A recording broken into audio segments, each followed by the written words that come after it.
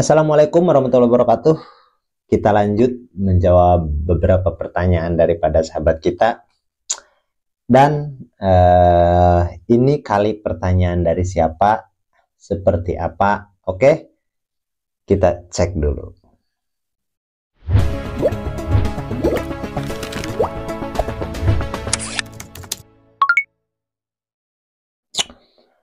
Oke sahabat, ini ada pertanyaan daripada sahabat kita, yaitu Juragan Ayam. Maaf Kang, sekedar komen aja. Kebetulan saya kuliah farmasi. Saya pernah riset di kampus soal probiotik dan antibiotik. Probiotik saya pakai M4 dan antibiotik saya pakai Inroplox. Bakteri kehidupan yang ada dalam probiotik gak ada satupun yang mati karena masuknya antibiotik. Yang ada di Inroplox, antibiotik dirancang emang untuk membasmi bakteri, tapi ternyata golongan bakteri-bakteri jahat. Bakteri-bakteri baik gak termasuk bakteri yang bisa dibunuh sama antibiotik. Bukan menggurui atau sok pintar, kita hanya sekedar sharing aja Kang. Karena saya juga sering nanya sama Akang soal budidaya. Oke, terima kasih untuk Juragan Ayam. Jadi ada di satu video saya mengatakan bahwa jangan sekali-kali kita menggunakan antibiotik dengan probiotik. Seperti itu. Tapi di situ kita harus pahami dulu. Yang pertama, saya tidak mengatakan nama probiotik apapun dan antibiotik apapun. Seperti itu. Karena bagi saya pun nggak ada endorse-nya juga seperti itu. Cuman begini.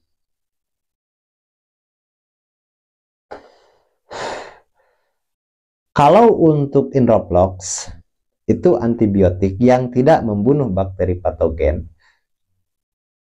Ya, itu betul. Kalau untuk yang dikatakan Juragan Ayam ini, bahwa probiotik M4 atau bakteri yang baik. Oke, di sini saya akan perjelas lagi supaya lebih jelas, supaya lebih mudah dipahami. Sekarang begini, sahabat kita ini melakukan riset dengan M4, terus tujuannya adalah mencoba antibiotik Inroplox itu tadi, yang katanya lebih hebat daripada antibiotik yang lain, oke. Dan ternyata bakteri yang ada di M4, yaitu KCI sama Rhodosidomonas, itu nggak mati. Itu nggak mati karena itu bakteri baik. Oke, saya setuju dan kita sepakat. Itu bakteri baik, yang ada di M4 itu bakteri baik. Dan itu nggak mati oleh Inroplox. Oke, tapi di sini ada yang harus dipertanyakan, dan saya akan bertanya. Pertanyaannya adalah, apakah Abang Juragan Ayam ini melakukan riset juga menggunakan bakteri jahat yang dibunuh oleh Inroplox tadi? Karena riset itu harus ada perbandingan. Bakteri baiknya mana, bakteri tidak baiknya mana, patogennya mana, non-patogennya mana. Dan kalau di situ ada yang nggak mati, di situ harus ada yang mati. Yang mati yang ini, yang nggak mati yang ini. Itu riset harus lengkap.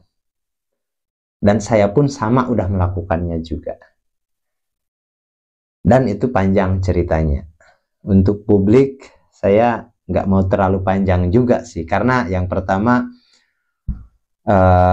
makanya saya pernah mengatakan, setiap video kalau bisa simak sampai habis, jangan di-skip supaya tidak gagal paham. Begini, dalam membunuh bakteri patogen, satu kali pembasmian, saya pastikan itu enggak habis.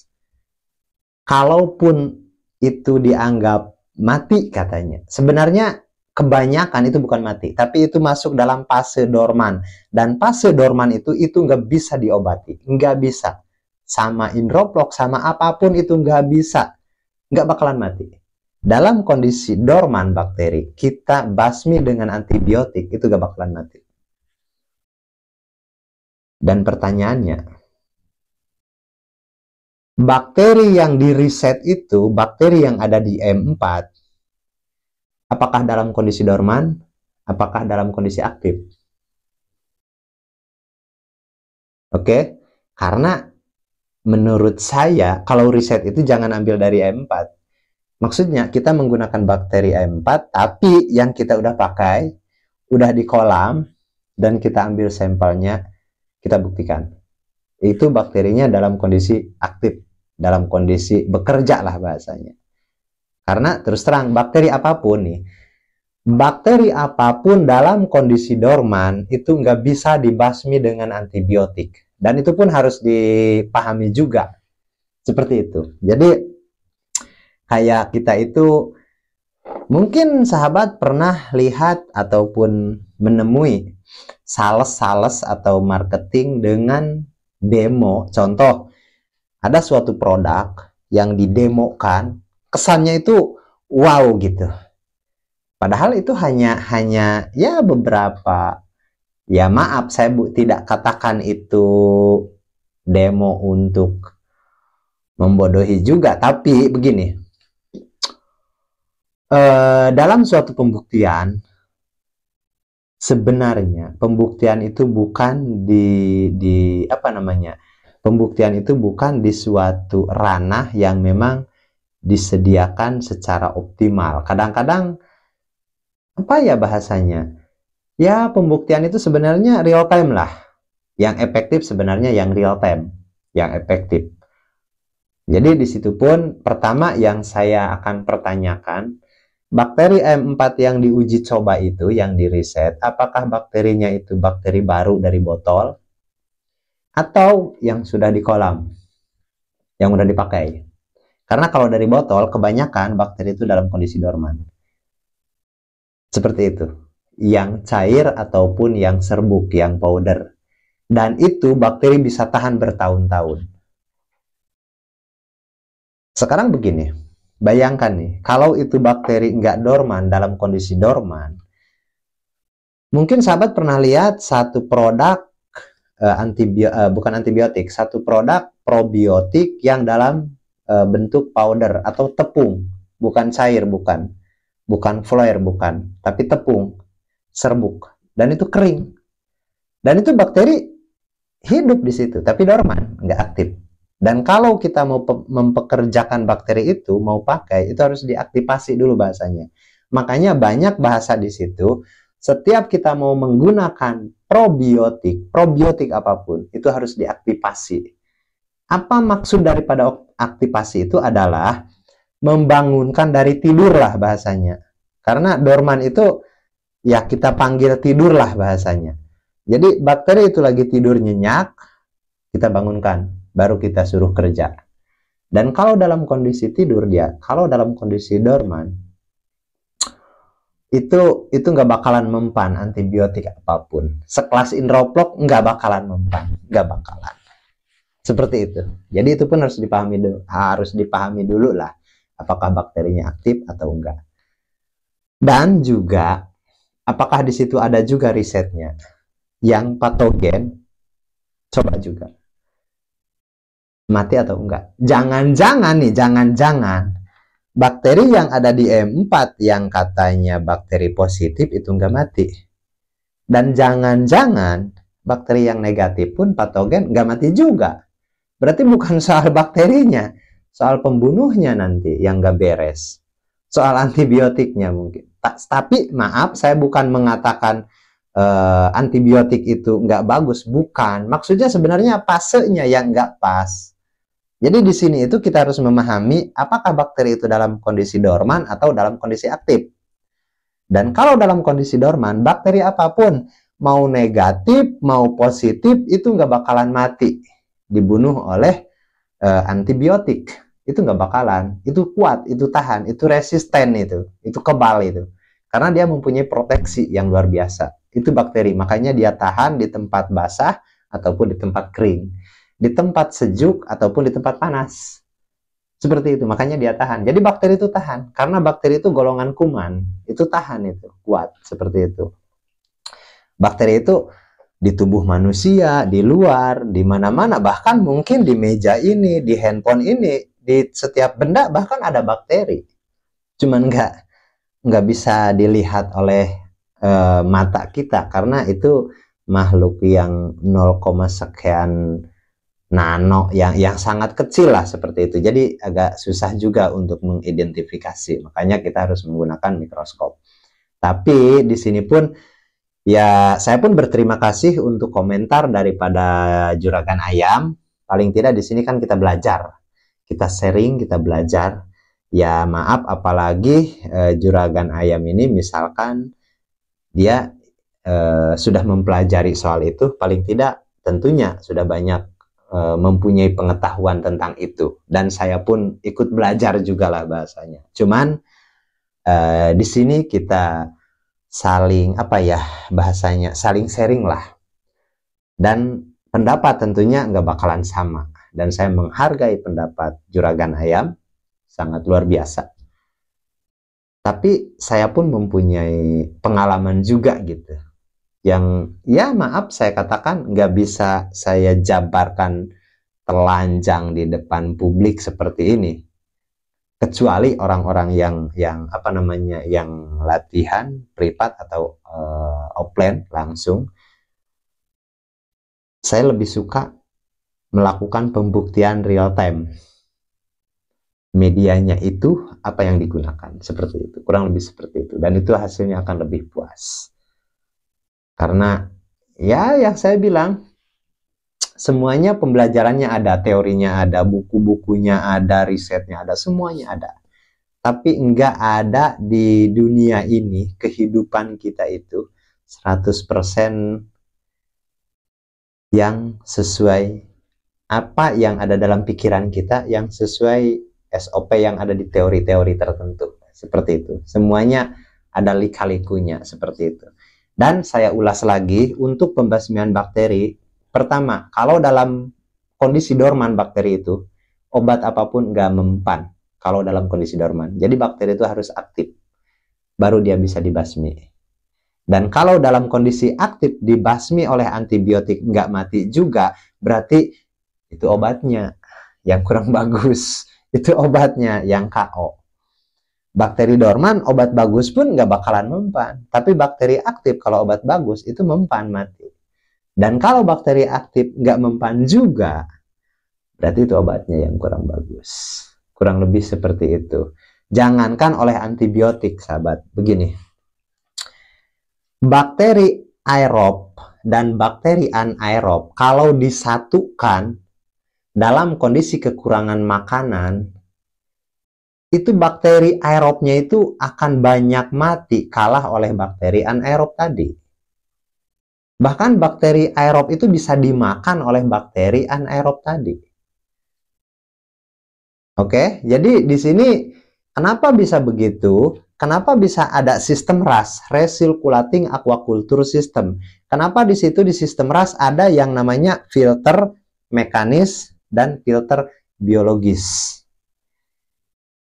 Karena di filter mekanis itu hanya menangkap sampah organik, kotoran-kotoran, dan amonianya tetap lewat. Dan amonia tugasnya oleh yang ada di filter biologis tadi, yaitu bakteri aerob. Bakteri aerob disimpan di filter biologis, bukan di kolam budidayanya. Yang ada di kolam budidayanya yang dipakai bakteri anaerob, yaitu contohnya bakteri dari M4. Itu contohnya seperti itu. Itu dipasang atau dipakai di kolam budidaya karena itu bakteri anaerob. Dan jangan kita menggunakan bakteri aerob di tempat budidaya. Makanya di sistem RAS itu ada aturannya, ada urutannya. Di mana kita simpan bakteri aerob, di mana kita simpan bakteri anaerob. Dan bakteri anaerob itu di kolam khusus, kolam namanya chamber biologis, yang dimana di situ bisa disimpan macam-macam lah. Ada yang pakai tutup botol, ada yang katnas, ada yang batu apung, ada pokoknya di situ khusus biologis untuk kehidupan bakteri aerob. Dan itu ada di sistem RAS. Dan kenapa nggak boleh disatukan dengan bakteri anaerob? Padahal sama-sama bakteri. Seperti itu. Dan kenapa harus ada filter mekanis? Seperti itu. Jadi kurang lebih seperti itu. Dan semuanya bisa dijelaskan secara ilmiah.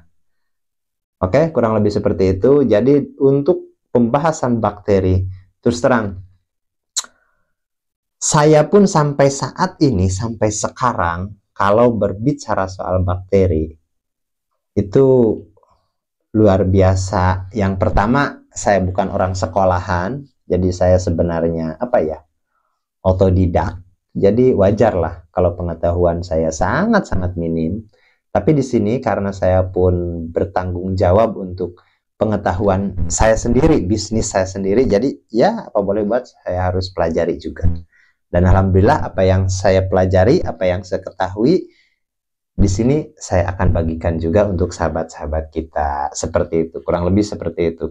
Dan oke, terima kasih untuk Abang Juragan Ayam, karena di sini beliau pun sudah berbagi, sudah sharing-sharing, dan paling tidak di sini kita mendapatkan ilmu juga dari Bang Juragan Ayam bahwa bakteri M4 itu bakteri positif dan itu bakteri baik dan nggak bisa dibunuh oleh antibiotik seperti itu. Terlepas daripada itu bakteri aktif atau enggak, terlepas itu bakterinya lagi dorman atau enggak, dan terlepas obatnya itu bagus atau enggak. Karena bagaimanapun juga di sini semuanya tentu mempunyai referensi berbeda seperti itu. Tapi di sini kita dapat belajar sama-sama seperti itu. Dan saya ucapkan terima kasih untuk Kang Juragan Ayam. Oke, dan kalaupun misalkan ada beberapa kalimat saya yang mungkin salah, saya pun mau dikoreksi juga, karena yang saya bilang, saya bukan karena tahu membahas ini semua, hanya saja sesuai apa yang saya alami dan kenyataannya seperti itu. Kenapa saya katakan membasmi bakteri itu nggak bisa 1 kali, minimal 3 kali. Kita ganti air, kita obat, kita buang lagi airnya, kita obat lagi, kita buang lagi, kita obat lagi, dan baru. Karena kita harus memanipulasi cuaca yang ada di kolam itu. Seolah-olah memanipulasi cuaca lah. Jadi suhunya biar naik gitu, biar turun, biar naik, biar turun. Seolah-olah bakteri itu masuk dalam kondisi dorman dan dia masuk dalam kondisi aktif, masuk dalam kondisi dorman. Dan biasanya kalau dia aktif setelah dorman, itu sebenarnya bakteri itu ada dalam lemah. Itu ada dalam kelemahan dan itu mudah dibasmi. Seperti itu, kurang lebih seperti itu. Oke, mudah-mudahan bisa dipahami dan kita lanjut ke pertanyaan berikutnya dari siapa? Oke, ini ada pertanyaan dari Hinata Barjun. Pertanyaannya adalah, kalau pakai M4 berapa tutup Pak untuk 1 galon itu? Oh, ini komentar di video tutorial membuat probiotik yang menggunakan M4. Jadi kalau kita mau membuat probiotik sendiri menggunakan bakteri daripada M4, biasa saya pakai untuk 1 galon air. 1 galon itu 19,5 liter atau 20 kilo. Itu kita pakai 1 liter atau 1 botol lah. 1 botol M4 kan dia 1 liter tuh. 1 botol M4 kita untuk 1 galon. Tanggung juga, kalau setengah-setengah tanggung juga sih, seperti itu. Sebenarnya setengah pun bisa, cuman tanggung juga gitu. Tanggung juga. Jadi kita pakai 1 liter gitu. Jadi untuk 1 galon kita pakai 1 liter. Bahkan saya biasanya tambahkan juga Yakult seperti itu. Yakult 5 botol seperti itu. Kita tambahkan juga Yakult seperti itu. Jadi itu nggak masalah. M4 1 botol mau ditambahkan Yakult atau enggak, itu boleh. Ataupun M4-nya setengah botol kita tambahkan Yakult, itu boleh. Ataupun 1 liter M4 kita pakai Yakult juga, itu boleh. Bahkan saya selalu begitu, seperti itu, dan itu boleh, kurang lebih seperti itu. Jadi 1 liter untuk 1 galon, kurang lebih seperti itu. Oke sahabat, saya pikir ini cukup panjang juga membahas bakteri. Jadi saya rasa kalaupun saya jawab satu pertanyaan lagi takut terlalu panjang. Jadi untuk video kali ini saya rasa cukup sampai di sini dulu, dan kita ketemu lagi di pembahasan berikutnya. Assalamualaikum warahmatullahi wabarakatuh.